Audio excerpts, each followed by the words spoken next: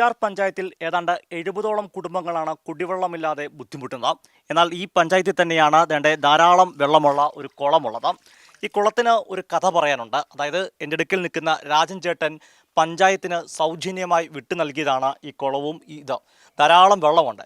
പക്ഷേ ഇന്ന് രാജൻ ചേട്ടൻ ഒരു ഗതികേടിലാണ്. അതായത് കുളം വിട്ടു നൽകി, ആ കുളത്തിൽ വെള്ളമുണ്ട്. സമീപ വീട്ടിലെ 70ഓളം കുടുംബങ്ങൾക്ക് കുടിവെള്ളം ലഭിക്കുന്നുമില്ല. ഇന്ന് പഞ്ചായത്തിന് മുമ്പിൽ പോയി രാജൻ ചേട്ടൻ സമരത്തിലായിരുന്നു. ഈ കുളത്തിൽ നിന്ന് വെള്ളം 70ഓളം കുടുംബങ്ങൾക്ക് വിട്ടു നൽകണമെന്ന്. ചേട്ടാ, കുളമൊക്കെ നമ്മളെങ്കിൽ വെള്ളമുണ്ട്, പക്ഷെ എന്താണ് ഈ ആളുകൾക്ക് വെള്ളം കിട്ടാത്തതിന് കാരണം? വെള്ളം കിട്ടാത്തതിൻ്റെ പഞ്ചായത്തിൻ്റെ അനാസ്ഥയാണ്. ഇപ്പം പഞ്ചായത്തിൽ പറയുന്നത് ഇല്ല എന്നുള്ള പറയുന്നത്. പിന്നെ തന്നെയല്ല, പഞ്ചായത്ത് ഇപ്പം ഒരു UDF ഭരണത്തിലാണ്. അപ്പോൾ അതൊരു മെയിൻ കാരണം. മറ്റു വാർഡുകളിൽ അവർ പദ്ധതികളെല്ലാം പൂർത്തീകരിക്കുന്നുണ്ട്. അപ്പോൾ പഞ്ചായത്തിൻ്റെ അനാസ്ഥയിലേക്ക് വരാം. ആദ്യം നമുക്ക് അനാസ്ഥയാണ്, അതിലേക്ക് വരാം. അതിനു മുമ്പ് ആദ്യം എന്താണ് ഈ കുളം വിട്ടുകൊടുക്കാനുള്ള കാരണം തോന്നുന്നത്? വിട്ടുകൊടുക്കാനുള്ള കാരണം താഴത്തെ ജനങ്ങളുടെ ഈ ക്ഷാമം കണ്ടുകൊണ്ട് നമുക്കും. അപ്പോൾ പഞ്ചായത്ത് മെമ്പർ ആ ജയൻ എന്ന് പറയുന്ന ആളായിരുന്നു 2015.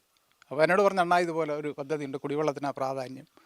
അപ്പം പദ്ധതികളെല്ലാം നമ്മുടെ പഞ്ചായത്തിന് ആസ്തിയിൽ ഇത് ഉൾപ്പെടുത്തിയെങ്കിലേ വരത്തുള്ളൂ. അതുകൊണ്ട് അന്നൊരു 2 സെൻറ്റ് സ്ഥലം വിട്ടു നൽകണമെന്ന് പറഞ്ഞു. അപ്പോൾ ഇവിടെ നല്ല ജലം ഉള്ള ഒരു ഏരിയയായ, അപ്പോൾ മറ്റാരും ഇല്ല. അപ്പോൾ ഞാൻ നേരത്തെ വെറ്റക്കൊടിക്ക് ഈ കുളം ഉപയോഗിച്ചുകൊണ്ടിരുന്നു. അപ്പം കൊടുത്തു കഴിഞ്ഞപ്പോഴാണ് ഇപ്പോൾ ഇതിനേതാണ്ട് ഒരു 60 ലക്ഷം രൂപയോളം ഇതിൻ്റെ ചുറ്റുമതിലും കാര്യങ്ങളും എല്ലാം ആയിട്ട് അന്ന് അനുവദിച്ച് ബാക്കി പണികളെല്ലാം പൂർത്തീകരിച്ച. ഇപ്പോൾ ഒരു 23 ലക്ഷം രൂപ ഇപ്പോൾ ഈ 2024 അനുവദിച്ച് ടെൻഡർ എടുത്തതാണ്.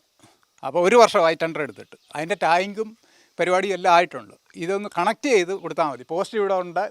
പിന്നെ അവർ മോട്ടർ എടുത്തിട്ടില്ല. കഴിഞ്ഞ പദ്ധതിയിൽ 23 കാലഘട്ടത്തിൽ കുറേ വേറൊരു മോട്ടർ എടുത്ത് കുറച്ച് പൈപ്പ് കിട്ടും. അന്നും ഇത് പൂർത്തീകരിച്ചിട്ടില്ല ആൾക്കാർ. അതും പഞ്ചായത്തിൻ്റെ ഒരു അനാസ്ഥയായിരുന്നു. ഇപ്പം പുതിയ പദ്ധതിയാണെന്നും പറഞ്ഞ് 23 ലക്ഷം രൂപയ്ക്കാണ് ടെൻഡർ എടുത്തേക്കുന്നത്. അത് ഇവിടെ നമ്മുടെ അയൽവാസി തന്നെയാണ്, സാജൻ എന്ന് പറയുന്ന ഒരാളാണ് എടുത്തിരിക്കുന്നത്. കണ്ടു അവിടെ 2 ടാങ്ക് ഇരിക്കുന്നത്.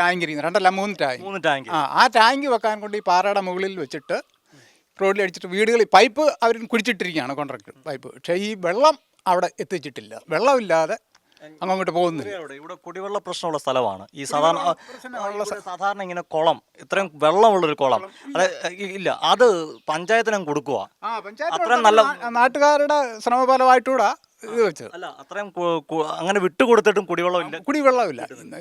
ഇപ്പോൾ ഈ മാർച്ച് 31 ആകുമ്പോൾ ഈ ഫണ്ട് ലാപ്സ് ആകുമെന്ന് പറയുന്നത്. അതിൻ്റെ ഭാഗമായിട്ടാണ് ഇപ്പോൾ നാട്ടുകാരെ എല്ലാം കൂടെ പിന്നെ മെമ്പറുടെ നേതൃത്വത്തിൽ സംഘടിപ്പിച്ചുകൊണ്ടാണ് ഞങ്ങൾ ഇന്ന് ഉപരോധം നടപ്പാക്കിയത്. അതായത് എനിക്ക് പിന്നിൽ കാണുന്ന കുളത്തിൽ വെള്ളമുണ്ട്. ഇത് ഇവിടെ മോട്ടർ വെക്കാൻ വേണ്ടി അതിനുള്ള പമ്പിംഗ് ഹൗസ് ഉണ്ട്. മുകളിലേക്ക് പോകുമ്പോഴത്തേക്ക് ഇത് കൃത്യമായി പൈപ്പ് ഇട്ടിട്ടുണ്ട്, എല്ലാം ഉണ്ട്. ഇനി ഒരു മോട്ടർ വെച്ച് വെള്ളം അടിച്ചാൽ 70 പേർക്കോളം വെള്ളം കിട്ടുവാണ്. ഇപ്പോൾ പഞ്ചായത്ത് മെമ്പർ നമ്മുടെ ഒപ്പം ചേരുന്നുണ്ട്. മെമ്പറെ, കൃത്യമായി എന്താണ് ഈ പഞ്ചായത്തിൻ്റെ ഭാഗത്തുള്ള അനാസ്ഥ? പഞ്ചായത്തിൻ്റെ ഭാഗത്തുള്ള അനാസ്ഥയെന്ന് പറഞ്ഞാൽ, പഞ്ചായത്തിൽ നമ്മൾ കോൺട്രാക്ടറോട് ചോദിക്കുമ്പോൾ കോൺട്രാക്ടർ പറയുന്നു ഉദ്യോഗസ്ഥരുടെ അലംഭാവം കൊണ്ടാണ് മെമ്പറെ ഇതിങ്ങനെ നീണ്ടുപോകുന്നതെന്ന്. അപ്പം ഇതിൻ്റെ തുടർ പ്രവർത്തനങ്ങളുടെ കാര്യമെല്ലാം രായണം പറഞ്ഞല്ലോ. അപ്പം അത് ഇത്രയും നിങ്ങൾ ഈ കണ്ടല്ലോ, ഇപ്പോഴും ഇത്രയും വറവ് സമയത്തും, കാരണം ഈ മാർച്ച് മാസം പകുതി കഴിഞ്ഞ സമയത്തും ഇതിനകത്ത് ഇത്രയും വെള്ളമുണ്ട്. അപ്പം നമ്മൾ കള്ളം പറയുന്നതല്ല, നിങ്ങളും ലൈവായിട്ട് കണ്ടതാണ്. അപ്പം ഇത് എന്ന് പറഞ്ഞാൽ ശരിക്കും വലിയൊരു പമ്പ് ഹൗസിൻ്റെ കൂട്ട് ഇതിൻ്റെ കാര്യങ്ങളെല്ലാം നമ്മൾ സജ്ജീകരിച്ചിട്ടുണ്ട്. നമ്മുടെ മാത്രം എടുക്കല്ല, പഞ്ചായത്തിൻ്റെ കുറച്ച് പൈസ ഉണ്ടായിരുന്നു. പിന്നെ ബ്ലോക്കും ജില്ലയും സഹകരിച്ചാണ് ഇപ്പം നമ്മൾ ഈ കാണുന്ന രീതിയിൽ ഇതാക്കിയിരിക്കുന്നത്. പിന്നെ അത് കഴിഞ്ഞിട്ട് പിന്നെ പഞ്ചായത്തിൻ്റെ കുടിവെള്ള പദ്ധതിയിൽ എന്ന് പറഞ്ഞാൽ പഞ്ചായത്തിൻ്റെ പൊതു ആസ്തിയിലുള്ള കുടിവെള്ളത്തിന് മാത്രം കൊടുക്കാവുന്ന ഒരു ഫണ്ട് വന്നു. 23 ലക്ഷം രൂപ അത് ഈ പദ്ധതിക്ക് വേണ്ടിയാണ് തന്നത്. അപ്പോൾ ഇത് തന്നിട്ട് ഏകദേശം 2-3 വർഷമായി. പല അഭിപ്രായ വ്യത്യാസങ്ങൾ കൊണ്ട് ഇതുവരെയും നടന്നില്ല. ഏകദേശം ഇത് കോൺട്രാക്ടർ ഇത് എടുത്തിട്ട് 1 വർഷത്തിൽ മേളിലാകുന്നു എന്നാണ് എനിക്ക് തോന്നുന്നത്. കാരണം നമ്മളെന്നും ഇതിൻ്റെ പുറകെ നടക്കുന്നതുകൊണ്ട് കൃത്യമായിട്ട് ഡേറ്റ് ഒന്നും ഇപ്പോൾ ഓർത്തിരിക്കാൻ പോലും പറ്റുന്നില്ല. കുറേയേറെ കാര്യങ്ങൾക്ക് ഇതിൻ്റെ പുറകെ നടന്നു. ഇപ്പോൾ 3-4 മാസത്തിന് മുമ്പേ പൈപ്പിൻ്റെ പണിയെല്ലാം കഴിഞ്ഞു. ഇനി അവർ ടാങ്കും എത്തിച്ച് വീടുകളിലേക്കുള്ള കണക്ഷനും കൊടുത്താൽ മാത്രം മതി. അപ്പോൾ അവരോട് നമ്മൾ ചോദിക്കുമ്പോൾ അവർ പറയുന്ന മെമ്പറെ, ഞങ്ങൾക്ക് ആത്മഹത്യ ചെയ്യാനൊന്നും വയ്യ. ഉദ്യോഗസ്ഥരോട് ഓരോ ദിവസവും ചോദിക്കുമ്പോൾ ഓരോ കാര്യങ്ങളാണ് പറയുന്നത്.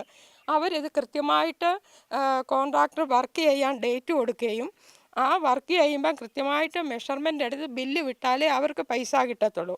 ഇപ്പോൾ എല്ലാവർക്കും അറിയാം, മാർച്ച് മാസമായി എല്ലായിടത്തും തിരക്കാണ്. അപ്പോൾ ഉദ്യോഗസ്ഥരുടെ അനാസ്ഥ കൊണ്ട് ആ മെമ്പറെ ഞങ്ങളുടെ യാതൊരു പ്രശ്നമല്ലെന്നാണ് അവരെൻ്റെ അടുത്ത് ആവർത്തിച്ച് പറയുന്നത്. പഞ്ചായത്ത് ഭരണസമിതിയോ? പഞ്ചായത്ത് ഭരണസമിതിയല്ല, എടുത്ത കോൺട്രാക്ടർ. ഇപ്പോൾ പഞ്ചായത്ത് ഭരണസമിതി ഉൾപ്പെടെ ഞങ്ങളെ AXM EA ഒക്കെ കാണാൻ പോയായിരുന്നു. അപ്പോൾ ചിറ്റാർ പഞ്ചായത്തിൽ എപ്പോഴും AEയുടെ അഭാവമാണ് ഉള്ളത്. ഇപ്പോഴും ഒരു AE ഉണ്ട്. പക്ഷേ പുള്ളിക്കാരിക്ക് എന്തുകൊണ്ടാണ് ഇത് ചെയ്യാൻ മടിക്കുന്നതെന്ന് നമുക്കും ബോധ്യമാകുന്നില്ല. വെള്ളം അടിച്ച് ടാങ്കിൽ കയറ്റി വിതരണം ചെയ്താൽ മാത്രം മതി. വിതരണം ചെയ്താൽ മാത്രം മതി. പക്ഷേ നമ്മൾ പബ്ലിക്ക് കാണുന്നോട്ട് ഒരു കോൺട്രാക്ടർക്ക് ചുമ്മാതെ വിതരണം ചെയ്യാൻ പറ്റത്തില്ല. അവർ ഈ വർക്ക് ചെയ്യുമ്പം അതിൻ്റെ മറ്റു സാങ്കേതിക കാര്യങ്ങൾ ടെക്നിക്കൽ ഫീൽഡ് ചെയ്തു കൊടുക്കണം.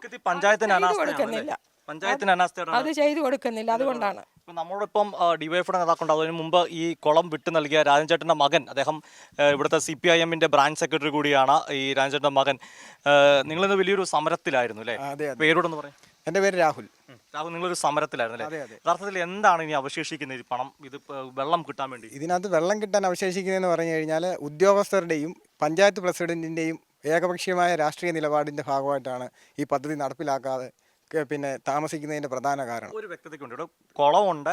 കാരണം കൃത്യമായി പറഞ്ഞു കഴിഞ്ഞാൽ ഇതിന് മുമ്പ് ഒരു AE ഇരുന്നിരുന്നു.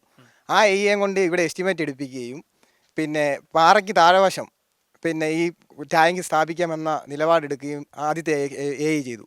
പിന്നീട് AE മാറിയ ഘട്ടത്തിൽ പാറയുടെ മുകളിൽ വീണ്ടും പിന്നെ അടിത്തറ സ്ഥാപിക്കുകയും ഇതിനെല്ലാം ഫണ്ട് ചെലവഴിച്ചുകൊണ്ട് ലാപ്സ് ആക്കി കളയുന്ന ഒരു നിലപാടാണ് പഞ്ചായത്ത് ഭരണസമിതിയുടെ നേതൃത്വം വഹിക്കുന്ന പ്രസിഡന്റ് എന്ന് പറയുന്ന ആളിൻ്റെ നേതൃത്വത്തിൽ ഇവിടെ ഏകപക്ഷീയമായിട്ടുള്ള നിലപാടുകളാണ് സ്വീകരിക്കുന്നത്. AEയെ ടെൻഡർ എടുക്കാൻ അനുവദിപ്പിക്കാതിരിക്കുക ആണോ എന്നുള്ളൊരു സംശയമുണ്ട്. കാരണം AE മിക്ക ദിവസങ്ങളിലും പഞ്ചായത്ത് ഓഫീസിൽ എത്താറില്ല. ഇന്ന് ഞങ്ങൾ സമരത്തിൻ്റെ ഭാഗമായിട്ട് പഞ്ചായത്ത് സെക്രട്ടറിയെയും AEയെയും കാണാൻ വേണ്ടി തീരുമാനിച്ചു. പഞ്ചായത്ത് സെക്രട്ടറിയും അവർക്ക് അനുകൂലമായിട്ടുള്ള നിലപാട് സ്വീകരിച്ചുകൊണ്ട് AEയെ സംരക്ഷിക്കുന്ന നിലപാടാണ് സ്വീകരിക്കുന്നത്. അതുപോലെ തന്നെ ഇവിടെ നിരവധിയായിട്ടുള്ള ജനപ്രതിനിധികൾ, ഇവിടുത്തെ ജനപ്രതിനിധികൾ MLAയും ജില്ലാ പഞ്ചായത്തും ബ്ലോക്ക് പഞ്ചായത്തും അനുവദിച്ചിരിക്കുന്ന നിരവധി ഫണ്ടുകളുണ്ട് ഇവിടുത്തെ റോഡിൻ്റെ വികസന പ്രവർത്തനങ്ങൾ. അതെല്ലാം ഈ AE എസ്റ്റിമേറ്റ് തയ്യാറാക്കാത്തതിൻ്റെ ഭാഗമായിട്ട് പിന്നെ താമസിക്കുന്ന സ്ഥിതിയാണ്. ഇതേ വാർഡിൽ തന്നെ പെട്ടതാണ് കൊച്ചുകുളങ്ങര വാലി. അവിടെ ഒരു റോഡിൻ്റെ ഫണ്ട് അനുവദിച്ചിട്ട് 1.5 വർഷമാകുന്നു. AE എസ്റ്റിമേറ്റ് തയ്യാറാക്കി നൽകാത്തതിൻ്റെ അടിസ്ഥാനത്തിൽ അവിടുത്തെ വികസന പ്രവർത്തനവും പിന്നോട്ട് പോകുന്ന സ്ഥിതിയാണ്. പറഞ്ഞു വരുന്ന പഞ്ചായത്തിന്റെ പിടിപ്പുകൾ മൂലം നിരവധി പദ്ധതികൾ മുടങ്ങിക്കിടക്കുക. എനിക്ക് തോന്നുന്നു പ്രബീനോട് ചേരുന്നത്. പ്രബീനെ, ഇത് ഇവിടെ ഒരു ജനകീയമായി തന്നെ ഇതിന്റെ ഫണ്ട് സ്വരൂപിച്ചു തോന്നില്ല ഇതിനു വേണ്ടി? എത്ര രൂപയാണത്? 80,00,000 രൂപയോളം ഏകദേശം ജനകീയമായിട്ട് ഈ കുളത്തിന് വേണ്ടി ഫണ്ട് ശേഖരിച്ചു. ഇവിടെ വീട് വീടാന്തരം കയറി. കാരണം ഇവിടുത്തെ രാഷ്ട്രീയം നോക്കാതെ എല്ലാ ജനങ്ങളുടെ ആവശ്യമായിരുന്നു കുടിവെള്ളം. ഇന്നത്തെ ഈ ഒരു അവസ്ഥയെന്ന് പറഞ്ഞാൽ കുടിവെള്ളം തീരെ ഇല്ലാത്ത അവസ്ഥയാണ്. ഇപ്പോഴത്തെ അവസ്ഥ ഇവിടെ കുടിവെള്ളമുണ്ട്, ആളുകളിലേക്ക് എത്തിക്കാൻ ഇവരെ കൊണ്ട് സാധിക്കുന്നില്ല. പൈപ്പ് ഇട്ടിട്ടുണ്ട്,